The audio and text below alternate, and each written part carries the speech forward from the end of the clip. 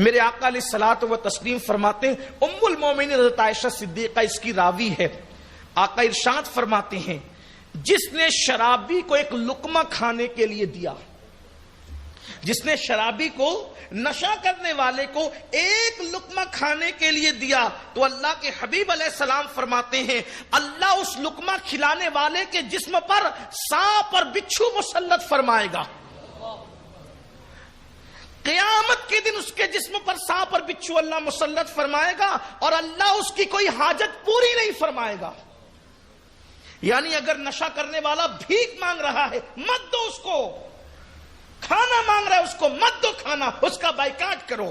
جب پیٹ میں بھوک پڑے گی سدھرے گا، اور اس کو سدھارنے کی نیت سے نہیں دو گے نا تو انشاءاللہ اس پر بھی آپ کو ثواب ملے گا۔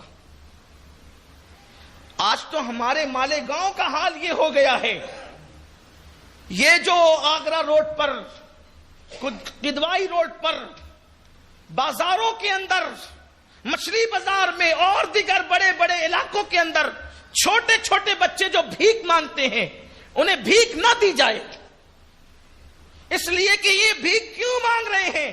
ان کے ماں باپ نے ان کو بھیک مانگنے کے لیے بھیجا ہے، اور یہ بھیک مانگ کے دن بھر کما کے لے جاتے ہیں، اور ان کا باپ بیٹھ کر کے وہاں جوئے میں اڑا دیتا ہے، نشے میں اڑا دیتا ہے۔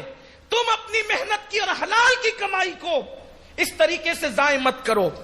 بھیک کس کو دیں یہ بھی تو سیکھو۔ بھیک ایک صدقہ ہے جو ہم کسی کو مدد کے لیے دیتے ہیں۔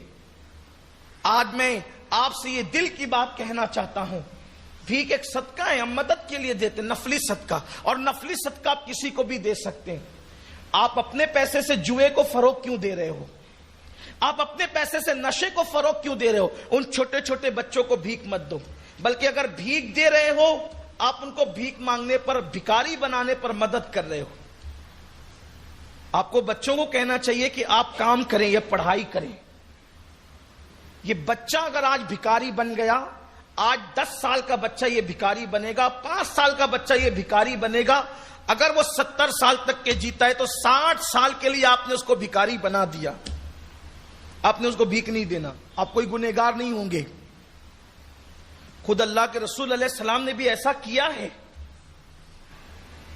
آپ یہ نہ سمجھے کہ میں اسلام کے خلاف کوئی بات کرنے بیٹھا ہوں، اس لیے کہ آپ کی بھیک کا مس یوز ہو رہا ہے۔ اللہ کے رسول نے بھی کسی مانگنے والے کو روکا، اس لیے کہ حضور کی یہ خواہش تھی، حضور کی یہ چاہت تھی کہ میرا کوئی امتی مانگنے والا نہ ہو، میرا ہر امتی دینے والا ہو۔ حضور اپنی قوم کو دینے والا دیکھنا چاہتے تھے، مانگنے والا نہیں۔ مشہور روایت ہے، بہت مشہور ہے، کہ ایک جوان آیا اللہ کے رسول کے پاس صلی اللہ علیہ وسلم، میرے آقا علیہ السلام کے پاس ایک جوان آیا اور اس نے عرض کیا یا رسول اللہ میرے بچے بھوکے، مجھے بھیک عطا کریں۔ وہ تو آئے تھے سب کو دینے کے لیے، ان کی شان یہ تھی، واہ کیا جود و کرم ہے، شہ بطحا تیرا، نہیں سنتا ہی نہیں مانگنے والا تیرا، دھارے چلتے ہیں عطا کے وہ ہے قطرہ تیرا، تارے کھلتے ہیں سخا کے وہ ہے ذرہ تیرا۔ کون دیتا ہے دینے کو منہ چاہیے، دینے والا ہے سچا ہمارا نبی۔ حضور تو آئے تھے دینے کے لیے، لیکن اس دن آنے والے کو دیکھا، اس نے کہا حضور میرے بچے بھوکے ہیں، چہرہ زرد پڑ چکا ہے، پھٹے پرانے کپڑے، حضور میرے بچے بھوکے ہیں۔ میرے کریم آقا نے کچھ دینے کی بجائے فرمایا یہ بتا تو کیا کرنا جانتا ہے، کون سا ہنر تو جانتا ہے، تو کون سا ہنر جانتا ہے؟ حضور پوچھ رہے کون سا ہنر جانتا ہے؟ یعنی سنت یہ بھی ہے کہ کوئی مانگنے آئے تو اس کو کسی کام سے لگاؤ۔ یہاں تو پوری قوم کو بھکاری بنا رہے، پوری قوم کو بھکاری۔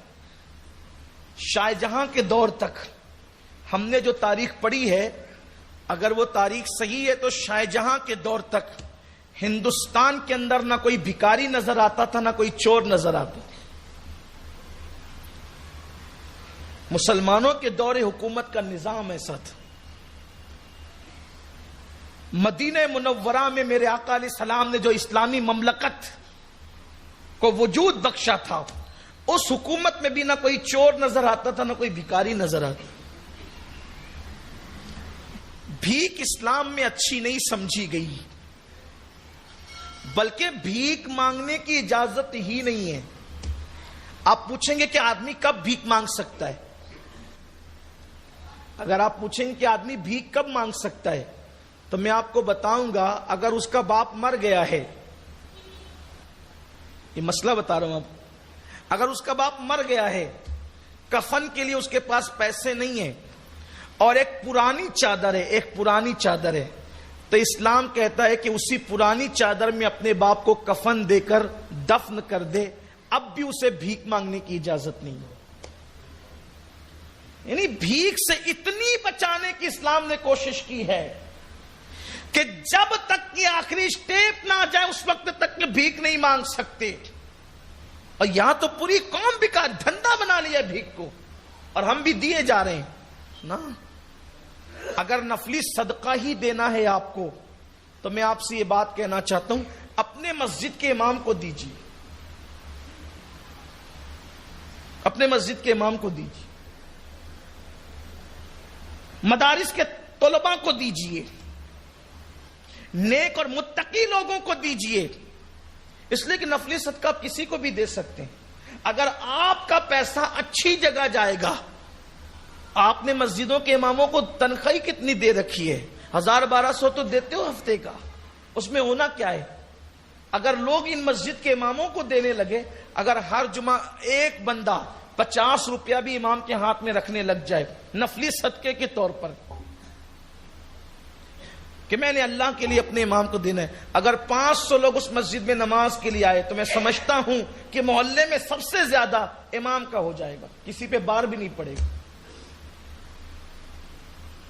اور آپ سے کہتا ہوں اپنے اماموں کا خیال کرو، اس لیے کہ جو جج کے سامنے وکیل بن کے کھڑا رہتا ہے تم اس کا اتنا خیال کرتے ہو، جو روزانہ 5 مرتبہ اللہ کی بارگاہ میں تمہاری وکالت کرتا ہے اس کا کتنا خیال